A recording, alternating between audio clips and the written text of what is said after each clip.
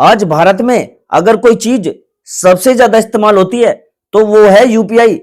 सुबह चाय की दुकान से लेकर रात के ऑनलाइन ऑर्डर तक हर जगह एक ही आदत बन चुकी है। फोन निकाला, क्यूआर स्कैन किया और पेमेंट हो गया। इसी वजह से जब लोग ये सुनते हैं कि गूगल पे, फोन पे, पेटीएम जैसे यूपीआई ऐप बंद हो सकते हैं और अब बैंक अपना खुद का यूपीआई ऐप चलाएंगे, तो डर और कंफ्यूजन फैलना स्वाभाविक है। बहुत सारे लोग सोच रहे हैं कि कहीं उनका पैसा ना फंस जाए, कहीं उनकी यूपीआई आईडी बंद ना हो जाए, या फिर कहीं ऐसा ना हो कि अचानक एक दिन फोन में पेमेंट ही काम ना करे। आज इस वीडियो का मकसद सिर्फ एक है, इस पूरे मुद्दे को शांति से, फैक्ट के साथ और लेटेस्ट अपडेट के अनुसार समझेंगे। सबसे पहले एक बात बिल्कुल साफ समझ लीजिए कि यूपीआई कोई ऐप नहीं है। यूपीआई एक सिस्टम है, एक इंफ्रास्ट्रक्चर है जिसे एनपीसीआई ने बनाया है और जो आरबीआई की निगरानी में चलता है। गूगल पे, फोन पे और पेटीएम ये सभी सिर्फ ऐसे ऐप्स है जो उस सिस्टम का यूज करते हैं। जैसे बिजली तो सरकार की होती है और उसे इस्तेमाल करने के लिए अलग अलग कंपनियों के बल्ब और पंखे होते हैं, वैसे ही यूपीआई एक सरकारी और बैंकिंग सिस्टम है और ये ऐप्स उसके यूजर इंटरफेस है। इसलिए जब कोई कहता है कि यूपीआई बंद हो जाएगा तो वह आधी जानकारी पर आधारित बात होती है। जब यूपीआई की शुरुआत हुई थी तब सरकार और आरबीआई का फोकस सिर्फ एक चीज पर था, लोगों को कैसे डिजिटल पेमेंट की तरफ लाना। उस समय जरूरी था कि सिस्टम आसान हो, तेज हो और लोगों को आकर्षित करे। इसी वजह से प्राइवेट कंपनियों को खुली छूट दी गई। उन्होंने बेहतर डिजाइन बनाया, कैशबैक दिए, आसान सेटअप दिया और बहुत जल्दी यूपीआई हर घर तक पहुंच गया। लेकिन जैसे जैसे यह सिस्टम बहुत बड़ा होता गया, वैसे वैसे सरकार और बैंकों को कुछ गंभीर चिंताएं दिखने लगी। सबसे बड़ी चिंता थी कंट्रोल की। आज भारत में यूपीआई के करोड़ों ट्रांजैक्शन रोज होते हैं और उनमें से बहुत बड़ा हिस्सा कुछ गिने चुने प्राइवेट ऐप्स के जरिए होता है। इसका मतलब यह हुआ कि देश का सबसे अहम पेमेंट सिस्टम कुछ कंपनियों पर बहुत ज्यादा निर्भर हो गया।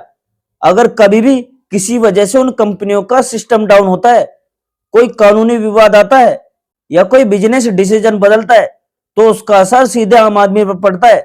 सरकार और आरबीआई किसी भी हालत में ये नहीं चाहते कि देश की डिजिटल अर्थव्यवस्था किसी एक या दो प्राइवेट प्लेटफॉर्म पर टिक जाए। दूसरी बड़ी चिंता डेटा को लेकर है। यूपीआई ट्रांजैक्शन सिर्फ पैसों का हिसाब नहीं है, ये आपकी पूरी फाइनेंशियल लाइफ का नक्शा होता है। आप कितना खर्च करते हैं, किस समय करते हैं, किस तरह की दुकान पर करते हैं, यह सब जानकारी यूपीआई डेटा से साफ दिख जाती है। 2026 में सरकार और रेगुलेटर चाहते हैं कि यह डेटा ज्यादा सुरक्षित तरीके से, ज्यादा कंट्रोल के साथ और बैंकों के जरिए मैनेज हो। इसका मतलब यह नहीं कि प्राइवेट ऐप्स डेटा चोरी कर रहे हैं, बल्कि इसका मतलब यह है कि सिस्टम अब मैच्योर हो रहा है और कंट्रोल ज्यादा सेंट्रलाइज किया जा रहा है। तीसरी और बहुत अहम बात बैंकों की भूमिका को लेकर है। यूपीआई असल में bank to bank transfer system है।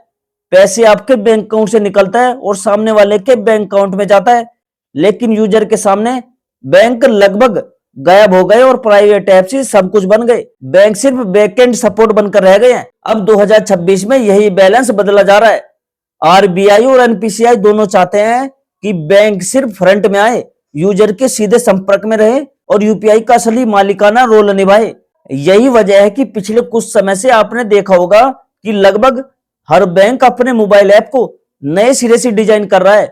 पहले जो बैंक ऐप धीमे चलते थे, जटिल थे, सिर्फ स्टेटमेंट देखने तक लिमिटेड थे, अब उनमें यूपीआई, बिल पेमेंट, ऑटो पे, कार्ड कंट्रोल, केवाईसी अपडेट और कई डिजिटल सुविधाएं जोड़ी जा रही है। यह कोई इत्तेफाक नहीं है, यह आने वाले टाइम की तैयारी है, जहां बैंक चाहते हैं कि ग्राहक सीधे उनके प्लेटफॉर्म पर भरोसा करे, ना कि सिर्फ थर्ड पार्टी एप्स पर। अब यहां पर एक बहुत जरूरी सवाल आता है, क्या आने वाले समय में गूगल पे, फोन पे, पेटीएम को बंद किया जा सकता है?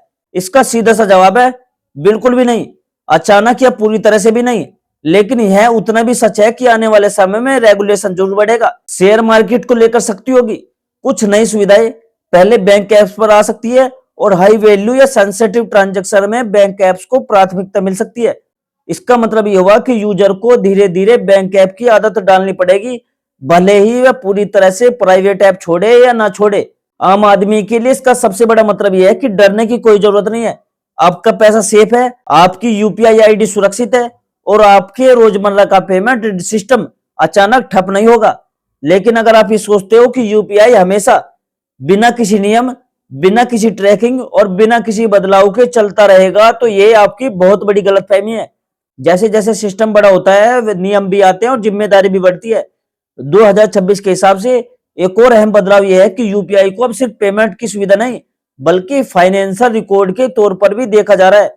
इसका मतलब यह हुआ कि पर्सनल अकाउंट में बिजनेस या कमर्शियल ट्रांजैक्शन करना आगे चलकर परेशानी का कारण बन सकता है। बहुत सारे लोग क्यूआर कोड को लगाकर अपने सेविंग अकाउंट में दुकान या ऑनलाइन काम का पैसा लेते हैं और सोचते हैं कि कोई नहीं देख रहा, लेकिन सच ये है कि अब हर ट्रांजैक्शन का पैटर्न सिस्टम में साफ दिखता है।